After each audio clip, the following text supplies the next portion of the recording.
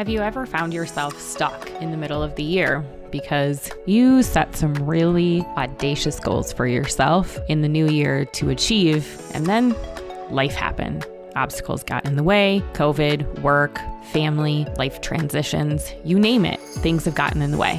Well, you know what? Today's guest on our podcast has experienced the same thing. And in fact, she coaches her clients through that, but is getting raw and vulnerable with us about her own experiences, overcoming that doubt, those expectations that are thrown at us, and how to get back to our goals with 3 easy steps for you to be able to achieve. Not something that's a checklist. These are all really attainable things to sit back and reinvent ourselves for the rest of the year. So please join me in welcoming my dear friend, Margret Wilson, who is a certified transformation coach, licensed hypnotherapist, and a spiritual nomad. Margret is passionate about learning and understanding how the internal and external worlds work together through travel, tribulations, and transformation. Hence, why I have her on today's podcast talking about the very specific things, how life gets in our way, and how we can really truly sit back, reflect, and reset. Sometimes we don't allow ourselves to hit that reset button. So my friend, as you hit play today, this is your permission slip to hit the reset button. Now tune in to today's episode with Margret Wilson.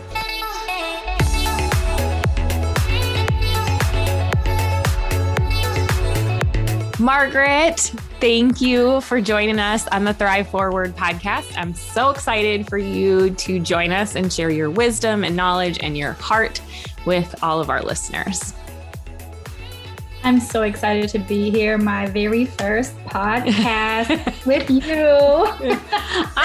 Which I find it very hard to believe because you have such great wisdom and a big heart to share. So I'm pleased that we can be the first podcast that you're on, but also hope that it is the first of many for you. Yes. I've been trying to get my own podcast on the road and trying to be on different podcasts, but this is my first one. So I'm really excited and we'll see what happens after this. So you are such an inspiration and a huge heart for so many that follow you and work with you and engage with you. It hasn't always been an easy road, nor will it always be, right? You and I have talked about this as kind of this amount of being able to reset. As our listeners are listening to it, we've hit the halfway mark of the year. Yeah. What does that look like for all of us? What have we achieved? What have we not achieved? What has come up in our way, as life will always serve us? And I think your story is a great testament to that, not just the last 18 to 24 months, but really your whole life story. So can you share with us a little bit about some of those obstacles and things that you've made it through to get to the space where you are today? Yeah. So it's actually perfect timing right now because I'm in the middle of a whole reset, not just because it's the half year mark, but just it just happened to be where I'm in the middle of a reset and I'm on a new path. But, let me just start off with why I became a coach. I've never wanted to become a coach. I didn't have any intentions of becoming a coach.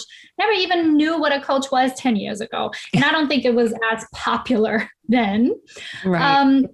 But really, I think this is for most women at the age of 25, it's like this spiritual third eye awakening where you're just realizing all of the things and you want to figure out what the next 5 to 10 years look like. And that happened with me. But by age 25, I was already married for around 6 years, 2 kids. So I got married very young, had kids very young. And I was in a mentally abusive and emotionally abusive marriage. So it wasn't always physical. And by always, I mean, it's gotten a little nasty here and there, but mainly it was emotional and mental abuse. Mm-hmm. And it was very frustrating. And I had just moved to the US because I'm not originally from here. I'm originally from Germany. And my ex-husband was American. Well, is American. He's fine. I didn't do anything to him. But we moved to the States, and this was kind of we already had issues in Germany. And when we moved to the States, this was our last chance to like try to figure things out. And it didn't take 3 months for things to go back to the old ways. So at some point, I was sick and tired of being sick and tired.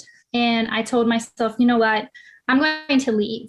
And when I leave, it was very difficult because he was abusive anyway. He wasn't going to make it easy. And after, I think, a good year of fighting, I finally got away. And that's a long story in itself. But literally just with my kids and a few clothes, no furniture, nothing that we've accumulated over the years. And I literally had to get picked up by my parents, who happened to be in Texas at the time, to really start from scratch. And when I started from scratch, I wanted to like rebuild my foundation, which I don't think I ever had a foundation. And I started off in church because, when everything comes crumbling down, then you have to go find Jesus. And I didn't grow up in the church, so it was all new to me and very exciting. And everybody was so loving. But then I quickly found out the other side of religion, which, I'm not even going to go in there, but there's a lot of toxicity in there.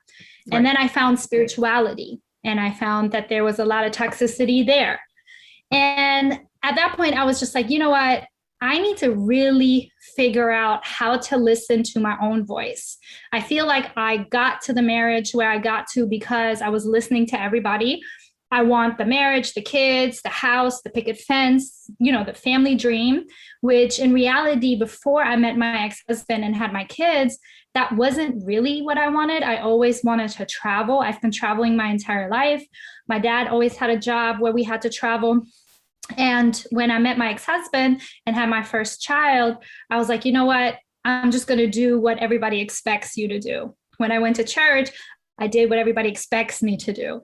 And I was never truly happy. And I was so sick and tired of not being happy. So I created an Instagram account.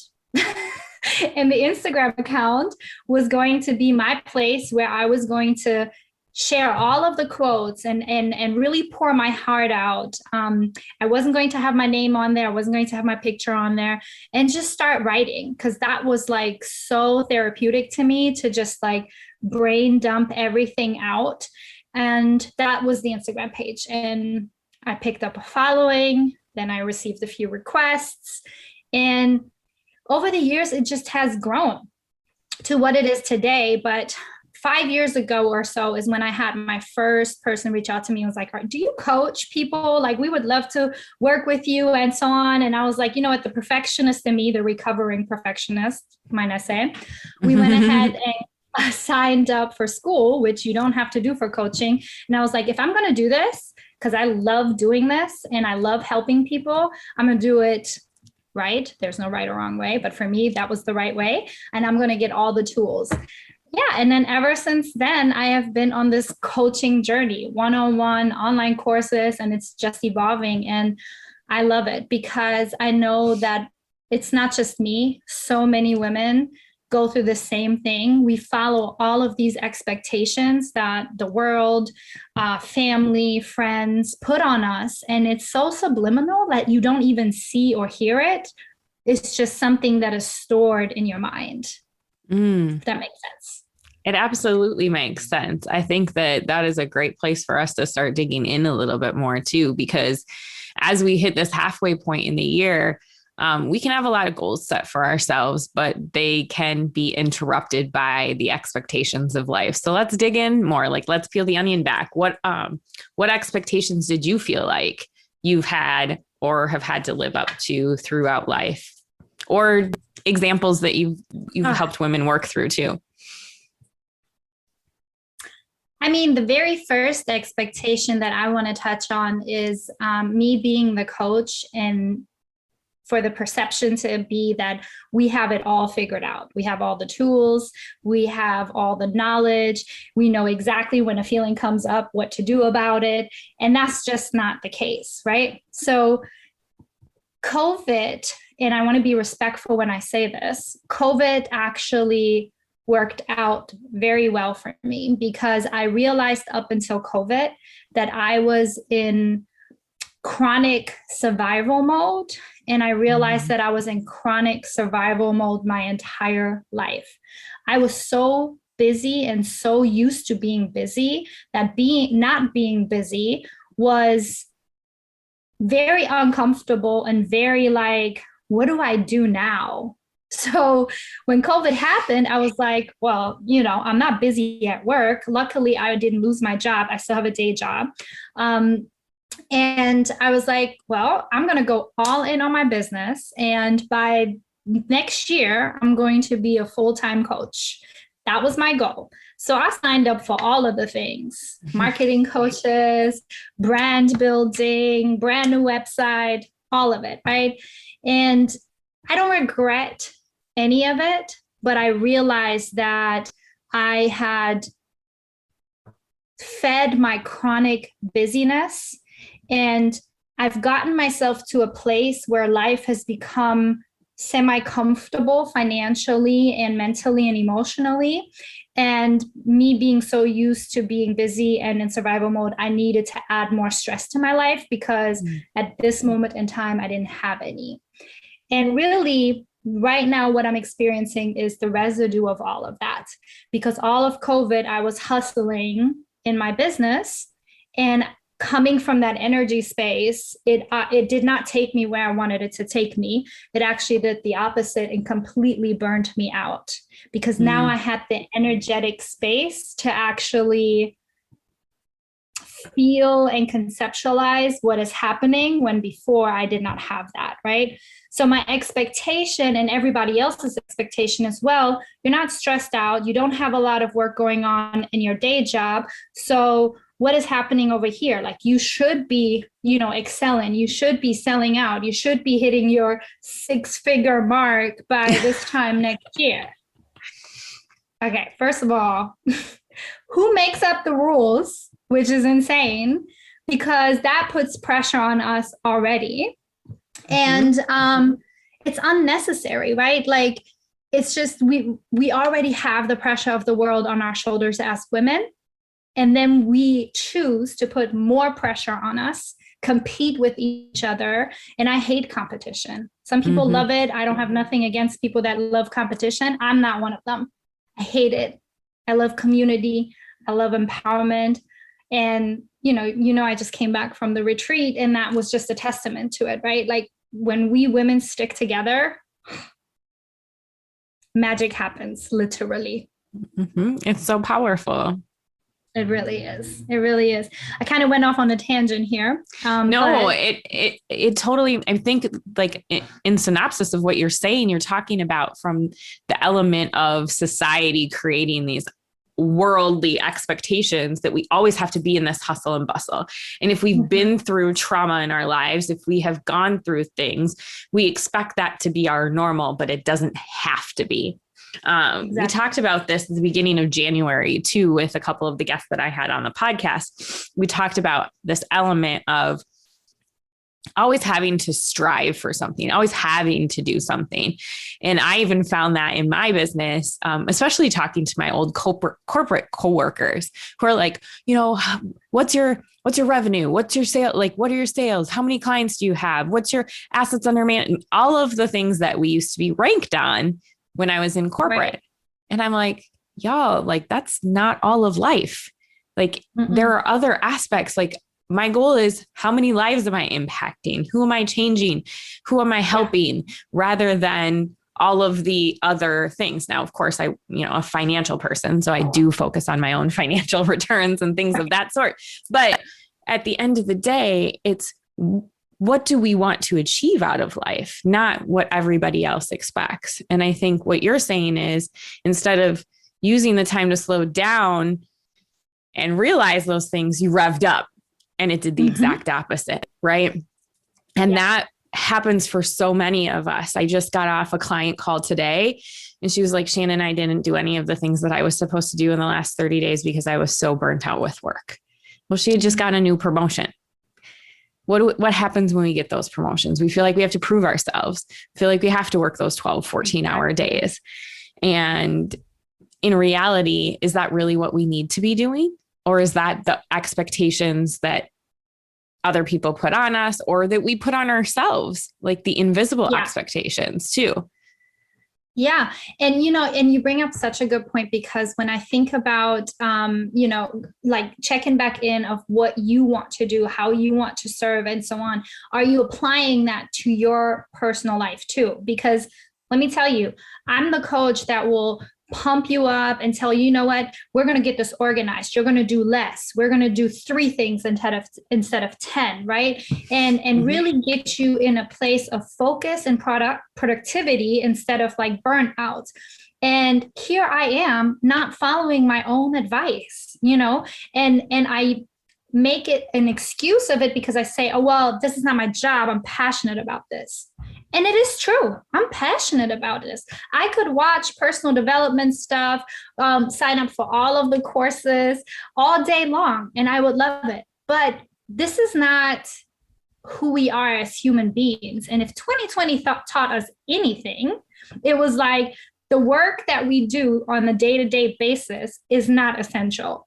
I mean, coaching is, right? But a lot of the things we put so much importance on, boy, 2020 put a whole cross in there and was like, that is not important. You are not essential. You need to stay at home. So, right. I mean, even that phrase, let alone, right? You are not essential. You don't keep people's, I've said this before. And what I do was deemed essential, but also so is my husband who sells alcohol. So, I mean, those two things didn't necessarily feel like the same thing, but at the same time, I know that even like I have my clients set up so that if something happened to me, they're still taken care of, right? It isn't just me. I mean, they think it is. Sorry if you're listening and you think it's all me, but it really isn't. It's you. and at the end of the day, right, it is about us and it is about the decisions that we make. So if we're feeling stuck in this space right now, kind of like, what are some of the things that you have done or encourage other people to do when you're in this space of stuck? And part of the reason why I wanted to have you on the podcast was because you keep it so real, right? From an aspect of like, look, I teach people how to do this and I'm going through my own stuck part, right? So what are you doing? And what would you think, what can we do as we hit this midpoint to turn around the rest of the year? Yeah.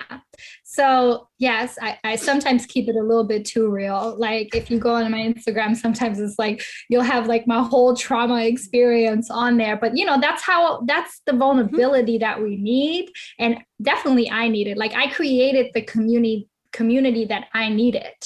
And it was by accident, but man, it did so much for me. And I know it did so much for them too. So anyway, the very first thing so first of all, me going through this right now, I really had to become quiet and still with myself and really like reflect, look back on some of the things that I said I wanted and some of the things I was striving for, and just see if, one, I'm aligned with them, and two, is now the time for me.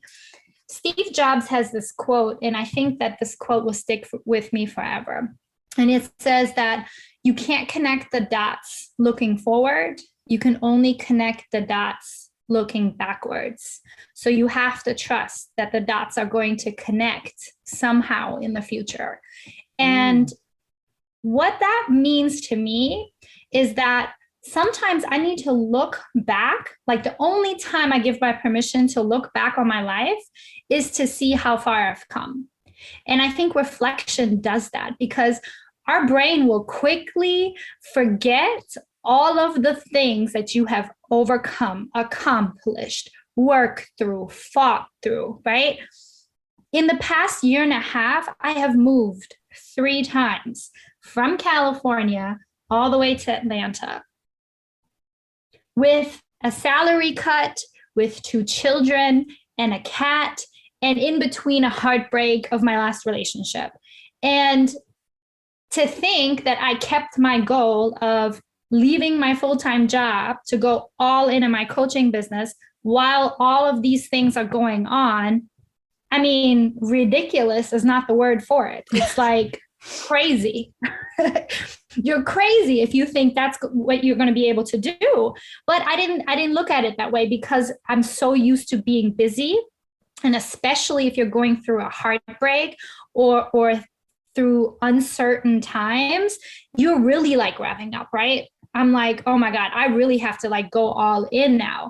And now that the dust has settled, I'm like, how crazy was I to think that I could do this? Not because I couldn't like theoretically do it, I could do it, but not at the expense of my well-being and my heart and my head and my soul. Like, that's not worth it.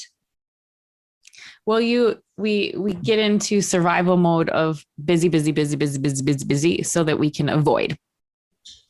100% push down. So we can avoid those other things. And you talked about some major life transitions, right? Job cut from a pay standpoint, or a job change, right? Those are also, huge transitions that people have experienced over the last year. Moving, a relationship change. These are all things that affect us in so many ways. I talk about this with my clients. When you go through a life transition, it affects you financially, it affects you emotionally, it affects you practically, and it affects your relationships.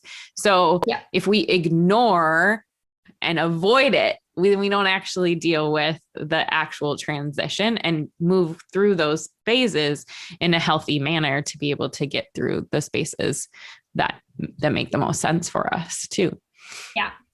Yeah. I think the biggest lesson that I've learned over the past year and a half, and that I kind of like consciously like knew, but it did, sometimes you hear something and you're like, oh, that's good. But then it's like just white noise. And then 10 years later, you hear it and it hits you differently. For me, that was this word, flexibility. And I don't mean yoga, but I mean, you can be flexible in yoga, but flexibility with life, right? Sometimes we get so stuck on what we said we were going to do, want to manifest. And life is so unpredictable, and change is the only thing that's constant, where we don't give ourselves permission to be flexible, to adjust, to course correct, right? We're just like, well, I said I wanted this and I said I'm going to do this, and now I can't because of that. And now I'm a failure. Now I don't know how to do this. And it's not true. If we remain flexible with our goals and with the things that we say we want, and we make sure that we take care of ourselves in the process, we can eventually get there. And sometimes it's a different path. It's not the path we thought it was going to be on. But that doesn't mean you're not going in that direction. Like, when I think about big picture here, about me going full-time in my coaching business, and me going through this transition right now, it's another quote that I'm probably going to butcher, but I'm gonna try anyway. The habits that, and it's not my quote, Ebony Davis is the person I think who wrote it. And the quote was, the habits you created when you were in survival mode will not be the habits that will serve you when you're trying to thrive. So I butchered it because hers actually rhyme. But I heard that so many times, and it did not make sense until now, that when I was in survival mode, I know how to deal with a shit show. I can get organized as hell when there's chaos. I can help people. I can do full-time job, full-time coaching, full-time mom, because I'm very organized, right? When things settle and you're on your own time and you want to come from a place of like, you want to reach the state of thriving, right? I can't have that hustle mentality. And by hustle mentality, I just mean that workaholic mentality. I feel like there are two different meanings to hustle, right? You can hustle for your business in a good and healthy way, but you can also work yourself to the ground. And could not agree more. Yep, absolutely. Yeah. So for me to think that I want to be full-time in my business and teach women how to get to that place, like out of the rut that they're in, I can do that. but I also want to help women thrive. And right now I find myself in the position where life is calmer, life is less stressful. And now I need to change my habits and my energetic field to reach a next level. And that's not, and what I've been doing is not going to get me there, because I've been surviving and I want to thrive now. So what do I need to do? So I have to create new habits. So that's where my shift is coming from. I love that aspect. And even if you butchered the quote, who cares? It's such a great concept to think about from an aspect of we've got to change our habits. And I think about some conversations that I've just had with girlfriends lately in the same sense, like that we've had to be in survival mode throughout our entire lives, and now are in a space where we're able to like sit back and be like, oh, well, that's not what I want to do. Like, exactly. I want to be able to go on a vacation. I want to be able to relax and unplug. I can't tell you how many times people are like, they just got back from vacation. People are like, you literally like didn't sign into your laptop. And I'm like, nope, not once. At all. No. I mean, I deleted like the junk emails that I get so that when I got back, I didn't have 500 emails to look at. Yeah. I only had, 100 that I had to look at. But I stopped myself from looking at anything that was work related that wasn't like a junk email. Totally. So then, and the aspect that we even get 400 junk emails is ridiculous. I just want to start over. In comparison. Yeah, right. But I think that as we wrap up this conversation, you've provided such great insight in terms of, looking at it and being patient. But I just, the last couple of things that you said were be quiet and still, reflect, and then make sure everything is in alignment. Mm-hmm. And I want to add one more thing to that. Sure. Which is the reset button, right? Yeah. I think once you become still and quiet and reflect, and then check if you're still aligned with the things that you said you wanted, then you have a new plan to move forward. And that's what I want to call the reset button, because you can start again every day. We're halfway mark, and I love me some new year, Monday, new month energy. Like, I'm all for it.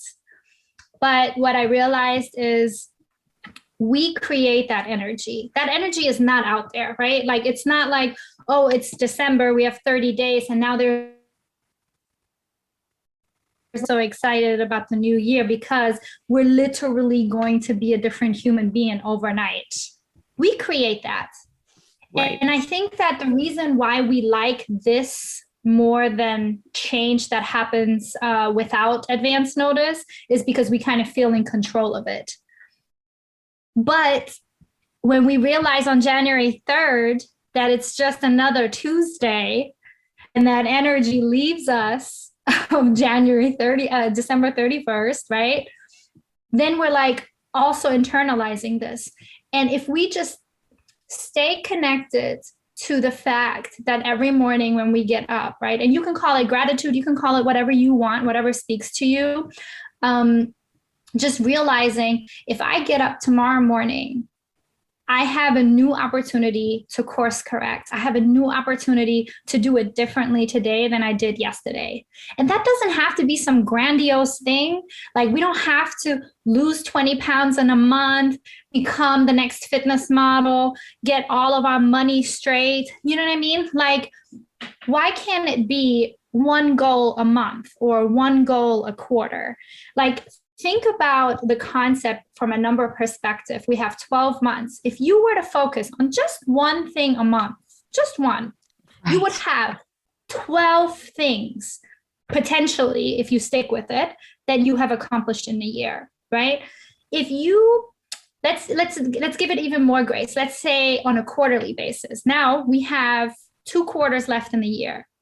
What 2 things, habits that you could change that would drastically change your life. If you would just focus on those two. We always want like the end result tomorrow or probably yesterday. And then because we burn ourselves out and we do too much and we put too much on our plate, and then we end up accomplishing nothing, we internalize it at, it's not for me, I'm not good enough, I'm not worthy, and so on.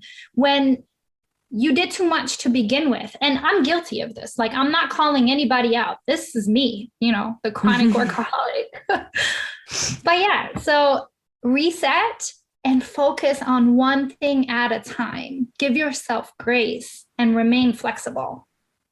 Oh, I love all of that. So I think you've said it perfectly. And what I just wrote down while you were talking is the process is the ability to be able to reinvent ourselves. So it's not just about like, how do we get from point A to point B? It's being able to be flexible throughout that process. And when an obstacle comes our way, we can either decide not to, and that's an okay response too, right? Maybe this does not serve me anymore. Or how am I going to flip this into a space that makes more sense for me? 100%. Letting go doesn't mean you quit. You're not quitting if you let go of something that doesn't serve you, that doesn't speak to you. And even pausing it for a moment to take care of something that is more critical is not quitting. And I think that's where we need to like learn a little bit more self-compassion and be flexible to put things on pause. It's not the time. It's not the place. This takes priority. And be okay with that. Be at peace with that. I love that. I love it. So where can everybody hang out with you? What are the elements that people can connect with Miss Margret and stay in contact? I know you also have like a freebie that you created for the middle of the year too. I do. So I hang out mostly on IG. I've taken a break the last few months, but after this retreat, I'm feeling very much, I told you I felt 20 pounds energetically lighter. So I feel like I'm going to be back in a new way. And so my Instagram handle is soulwanderlust_. And in my bio, you'll find the link to my Soul Transformation Guide email list. And if you sign up, you'll get the freebie sent to you right away, and you can print it. It's a printable PDF, and it pretty much goes through these 3 steps, right? Reflect, reassess, and reset. And there are journal prompts in there and questions to ask yourself for each section. So you can go strong with the next 6 months. That's so awesome. Well, thank you, Margret, for joining us today. I'm grateful for your energy, your wisdom, and your time. Thank you for having me.